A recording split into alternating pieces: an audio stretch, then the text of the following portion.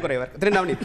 இப்போ ஒரு பக்கம் அந்த தொகுதி பொறுப்பாளர் பதவியிலிருந்து அண்ணாமலை விலகிறார். நேற்று கேசு விநாயகருடைய பதவி பறிக்கப்பட்டு வேறொரு பொறுப்பு இப்போ கொடுக்கப்பட்டிருக்கு.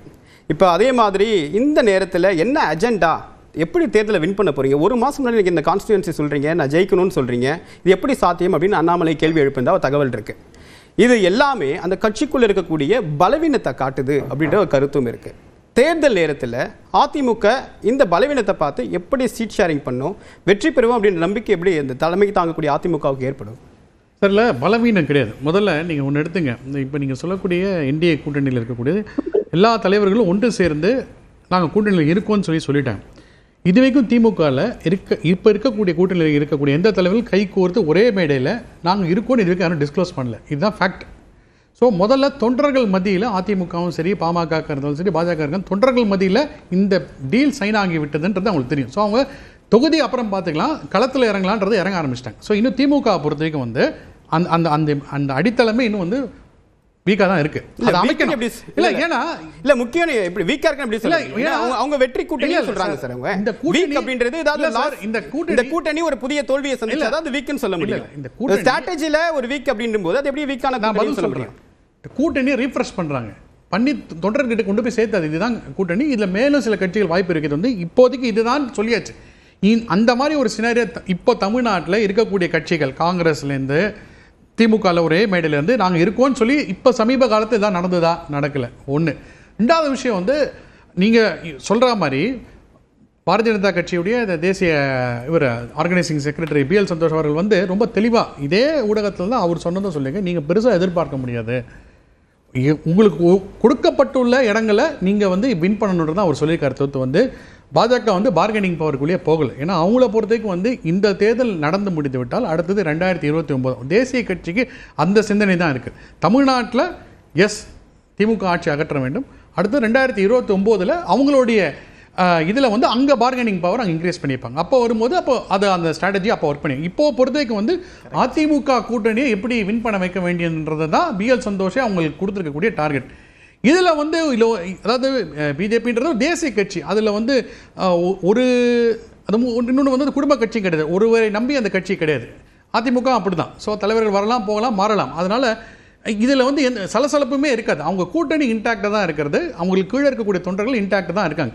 ஸோ இப்போ என்னென்னா பிஜேபி வந்து அடுத்த கட்டம். இப்போ நீங்கள் என்ன தான் சொன்னாலும், இப்போ நீங்கள் பொன்ராஜ் சார் சொல்கிற மாதிரி அதிமுக அம்மையார் வந்து விஜயகாந்த் அவர்களோட ஒரு கூட்டணி அமைத்து, அதாவது தமிழ்நாட்டில் ஆண்ட கட்சியாக இருந்த திமுக வந்து எதிர்கட்சி அந்தஸ்து கூட போகாமல் இருந்து தேமுதிக வந்து பார்த்தோம். அப்போ கூட அவங்க ஷீட் ஷேரிங் கொடுக்கல. ஸோ அதிமுகவுக்கு வந்து எப்படி ஹேண்டில் பண்ணணுன்றது அவங்களுக்கு தெரியும். ஸோ இதில் வந்து ஒரு பெரிய விஷயமே கிடையாது.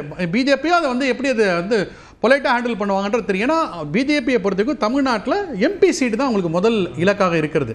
சட்டமன்றத்தில் ஆல்ரெடி இருக்காங்க. இப்போ நெக்ஸ்ட் அவங்க எம்பி சீட் தான் ஆகணும். ஸோ அதனால் அந்த நோக்கி தான் இருப்பாங்க. ஸோ அதனால் நெகோசியேஷன்றது பார்த்தீங்கன்னா வந்து பிஜேபிக்கும் ஏடிஎம்கே அந்த கூட்டணியில் இருக்கிறது இல்லை. இன்னொரு விஷயம் என்னென்னா வந்து டெஃபினட்டாக அமித்ஷா ப்ளே பண்ணியிருந்தாலுமே வந்து தேசிய அளவில் போகும்போது என்டிஏ கூட்டணி, தமிழ்நாட்டில் இருக்கும்போது அதிமுக கூட்டணி அப்படி தான் இருக்கிறது.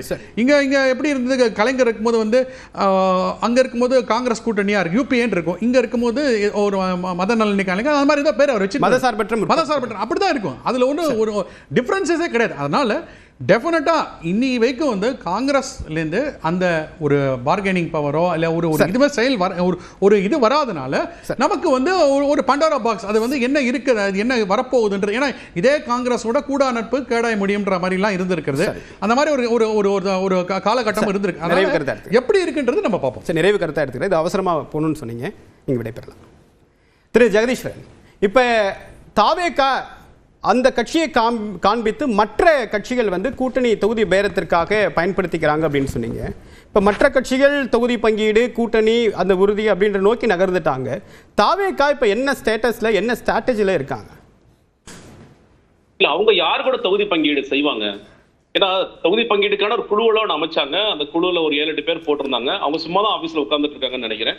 ஏன்னா எந்த கட்சியுமே அவங்களை அணுகலை. எல்லாரும் சும்மா மறைமுகமாக பேசிட்டு இருக்காங்களே தவிர யாருமே நேரடியாக, இன்னும் சொல்லப்போனா அந்த கட்சிக்காக பேசிக்கிட்டு முஸ்தபா கூட அவர் கூட கூட்டணி போவாராங்கிறது தெரியல. அவர் பேசுறாரு, ஒரு ஆதரவாளராக இருக்காரே தவிர அவர் கூட போய் நான் உங்க கூட்டணி வச்சுக்கிறேன் இல்ல மற்ற சில பசங்க எல்லாம் பேசுறாங்க, அவங்க கூட கூட்டணிக்கு ரெடியா இருக்காங்களான்னு தெரியல. எல்லோருக்குமே தெரியுங்க தாவேக வந்து இந்த 2026 தேர்தலில் ஜெயிக்க போதா? கண்டிப்பா ஜெயிக்க போறது கிடையாது. பெர்சன்டேஜ் மட்டும் தான் வாங்குவோம். அந்த பெர்சன்டேஜை வச்சுக்கிட்டு அடுத்தடுத்த தேர்தல்களை தாவேக்கோட பெர்ஃபார்மன்ஸ் என்னங்கிற காங்கிரஸ் கூட அதை யோசிப்பாங்க. ஓகே, இந்த வாட்டி என்ன 12 வருமா, ஓகே, அப்ப 2029 பயன்படுத்திக்கலாமா வேண்டாமா, அப்படிதான் எல்லாருமே யோசிப்பாங்களே தவிர எல்லாருமே வந்து இந்த தேர்தலில் தாவேக்கோட பெர்ஃபார்மன்ஸ் என்ன வருது அப்படிங்கறத பார்த்துட்டு தான் இருக்கிறாங்களே தவிர யாருமே உடனடியாக இந்த தேர்தல் கூட்டணி வைக்க ஒருவர் கூட விரும்ப மாட்டார்கள். இப்ப வெளியே தேமுதிக இருக்கிறாங்களா, தேமுதிக ஒரு ஆப்ஷனா தாவேக்கோ காம்பாங்களே தவிர அவங்களுமே கூட போய் சேருவாங்களா, சேர மாட்டாங்க. இல்ல ராமதாஸ் ஐயா போய் சேருவாரு, அவரும் சேர மாட்டார். அவருக்கு தெரியும், ஏன்னா பாமக வந்து வீழ்ந்த இடம் என்பது ஜான் ஆரோக்கியசாமி அங்கே உள்ள போனதுக்கு பிறகுதான். அப்ப அதே ஜான் ஆரோக்கியசாமி ஸ்ட்ராட்டஜிஸ்டா இருக்கிற தாவேக்கு கூட அவர் நிச்சயமாக போக மாட்டார். அதனால அவரும் தெளிவா இருப்பார். அதற்கான வாய்ப்புகளும் கிடையாது. எல்லோருமே பயன்படுத்திக் கொள்வார்கள். பயன்படுத்திக் கொண்டு எந்தெந்த இடத்துல செட்டில் ஆடுமோ செட்டில் ஆவாங்க. இன்னொன்று, இந்த காங்கிரஸா இருக்கலாம் இல்ல என்டிஏவா இருக்கலாம், நீங்க வந்து ஸ்ட்ரைக் ரேட் அப்படிங்கிற வார்த்தை ரொம்ப முக்கியம். பீகார் சொன்னீங்க, ஜார்க்கண்ட் சொன்னீங்க, எவ்வளவு போர் ஸ்ட்ரைக் ரேட் காங்கிரஸ் 70 சீட் வாங்கிட்டு நான் 12 இடத்துல ஜெயிக்க போறேன் இல்ல 10 இடத்துல ஜெயிப்பேங்கிறது காங்கிரஸ் எதுக்கு அவ்வளவு சீட்ஸ் வாங்கணும்? இப்ப அதே கம்பேரிட்டிவ்ல நீங்க தமிழ்நாட்டில் பாத்தீங்கன்னா 20 சீட் வாங்கினா 18 கன்ஃபார்மா ஜெயிக்கிறாங்க. விசிகாவுக்கும் பொருந்தும். விசிகா தனிச்சு நின்று பார்த்தாங்க, அப்புறம் அதிமுக கூட நின்னாங்க, நீங்க மக்கள் நல கூட நின்னாங்க. அப்பெல்லாம் நடக்காத ஸ்ட்ரைக் ரேட் வந்து 6 சீட் கொடுத்தா 4 சீட்ல ஜெயிக்கிறோம், எம்பி 2 கொடுத்தா 2 ஃபுல் 100% அடிக்கிறோம். இப்ப அதை நோக்கி கட்சிகள் எல்லாம் மூவ் ஆயிட்டு இருக்காங்க. நீங்க பாஜகவுக்கும் வந்து இது இருக்கு, நீங்க பாஜக வந்து 60 சீட் வாங்கலாம், திமுக 60 இடத்துல திமுக கேண்டிடேட்ஸ் நிப்பாங்க, பாஜக ஜெயிக்க முடியுமா? காங்கிரஸ்க்கும் அந்த பிரச்சனை. இப்ப காங்கிரஸ் நிக்கிற இடத்துல அதிமுக ஆட்களை போடுவாங்க. அப்ப அதெல்லாம் கணக்கு பண்ணி தான் இந்த கட்சியோட தலைமைகள் முடிவு செய்வாங்க. உங்களுக்கு இவ்வளவு சீட்ஸ் வாங்குறீங்க, ஓகேனா உங்களுக்காக அது என்டிஏ அப்படின்னு பாத்தீங்கன்னா அதிமுக அதிகமாக பாஜக வேட்பாளர்கள் வேலை செய்ய வேண்டிய அவசியம் இருக்கு. நீங்க காங்கிரஸ் கூட்டணின்னு சொல்லி திமுக கூட்டணி சொல்லும் பொழுது காங்கிரஸ் எங்கெல்லாம் நிக்கிறாங்களோ அங்க திமுக டீம் அதிகமா வேலை செய்ய வேண்டியதாக இருக்கிறது. அப்ப அதெல்லாம் ஏற்றபடிதான் அவங்க சீட்ஸ் எல்லாம் கொடுப்பாங்க. நீங்க வந்து இப்ப 60 சீட் 70 சீட் எல்லாம் பாஜக கொடுப்பாங்களா? எடப்பாடி பழனிசாமி எனக்கு தெரிஞ்சு கொடுக்க மாட்டார்.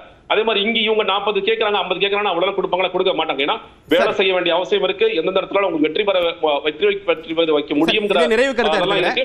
அப்ப இந்த பெரிய கட்சிகள் தான் அதிகமான இடத்துல இருப்பார்களே தவிர இந்த சின்ன கட்சிகளுக்கு என்ன முடியுமோ கொஞ்சம் கூடுதலா கொடுப்பாங்க. போன வாட்டியை விட காங்கிரஸ் கொஞ்சம் கூடுதலா கிடைக்கலாம். ஆனா இவர்கள் எதிர்பார்ப்பு முழுக்க பூர்த்தி செய்யற அளவிற்கு திமுக அதிமுக போக மாட்டாங்க பாக்குறேன்.